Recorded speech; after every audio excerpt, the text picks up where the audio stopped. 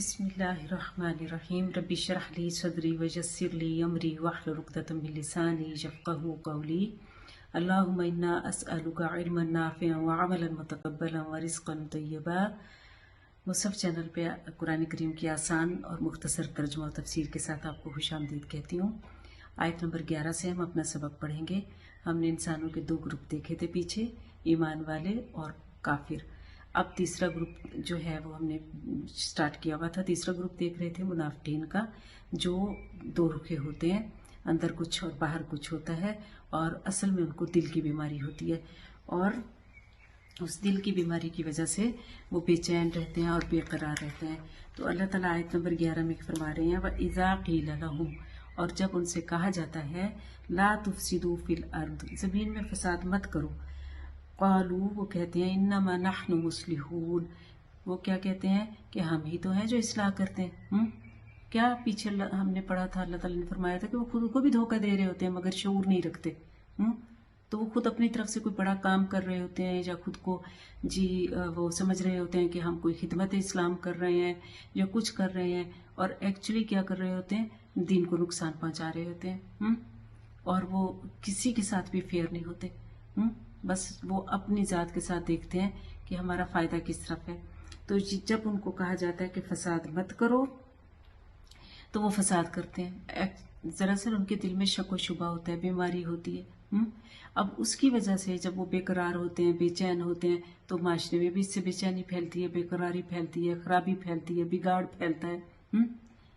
तो फिर उनको कहा जाता है कि इस किस्म की बात मत करो, माशरे में बिगाड़ फैलता है। तो कहते हैं हम तो इस्लाह के लिए कर रहे हैं। देखें जी, देखें, हम तो अगर कह रहे हैं कि औरतों का दिन मना रहे हैं, उनके हकूक दिलाना चाहते हैं। और फिर उनके हकूक क्या होते हैं, आप सबको पता है कि क्या नारा लगाया जाता है कि मेरा जिस्म मेरी मर्जी, और इस तरह की जो बाकी चीज़ें, और उनको औरत को कहाँ ला के खड़ा कर दिया गया। या इसी तरह जो है ऐन अमन के नाम पर फसाद फैलाना, और माशरे में बेचैनी फैलाना, दीन के नाम पे फिर कवारियत फैलाना और माशरे में बेचैनी फैलाना। अमन कमीशन बना के उसमें जो है वो सारे पास हो रहे होते हैं, जो कवानीन होते हैं वो फसाद और ज़्यादा से ज़्यादा दुनिया में वार्स फैलाने के हैं। तो नारे तो बड़े खूबसूरत हैं, कवर तो बड़ा खूबसूरत होता है किताब का, लेकिन अंदर कुछ नहीं होता। अंदर बल्कि खराबी ही खराबी, बिगाड़ ही बिगाड़ होता है। तो अल्लाह कहते हैं कि बिगाड़ नहीं करो। तो वो कहते हैं हम तो फसाद जो है फैलाना छोड़ो, हम तो बल्कि इस्लाह करने वाले हैं।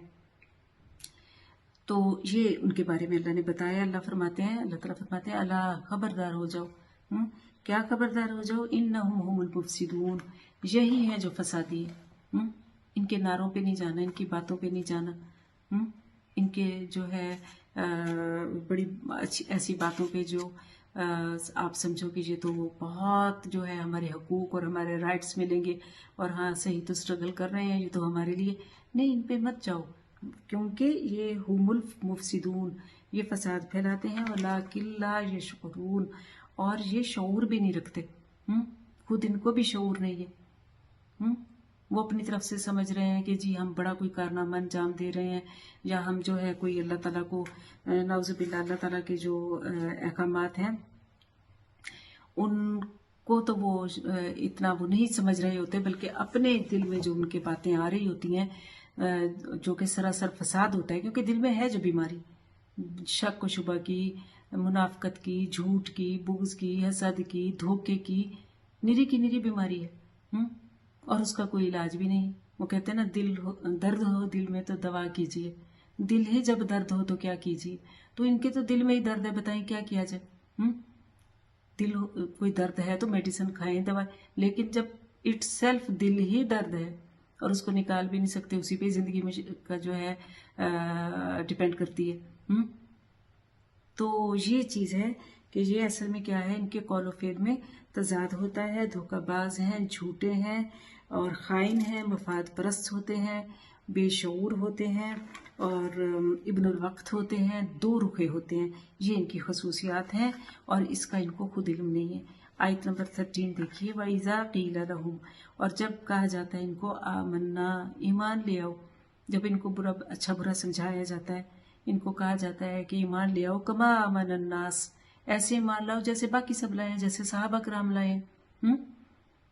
حضرت ابو بکر، حضرت عمر، وہ اسی دنیا میں رہتے تھے نا۔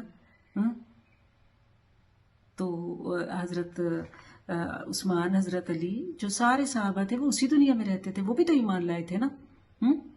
تو ان کی طرح ایمان لاؤ کہ دشت و دشت دریا بھی نہ چھوڑے ہم نے، بحر ظلمات میں دوڑا دیے گھوڑے ہم نے، تو ان کی طرح لے آؤ۔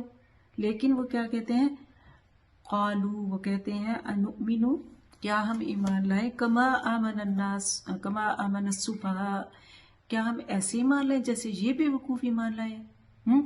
اللہ فرماتے ہیں اللہ خبردار ہو جاؤ، انہم ہم السفہاء، یہی لوگ بے وقوف ہیں، ولکن لا یعلمون، مگر یہ علم ہی نہیں رکھتے۔ یہ کیوں ان کو بے وقوف کہہ رہے تھے ایمان والوں کو؟ اس لیے کہہ رہے تھے کہ یہ سمجھتے تھے کہ یہ خود بڑے عقل مند ہیں، کیونکہ یہ اپنا نقصان نہیں چاہتے، جس طرف کو فائدہ ہوگا چلو تم ادھر کو، جدھر کی ہوا ہو، جس طرف کو فائدہ ہوگا اس طرف ڈل جائیں گے، اس طرف جائیں گے۔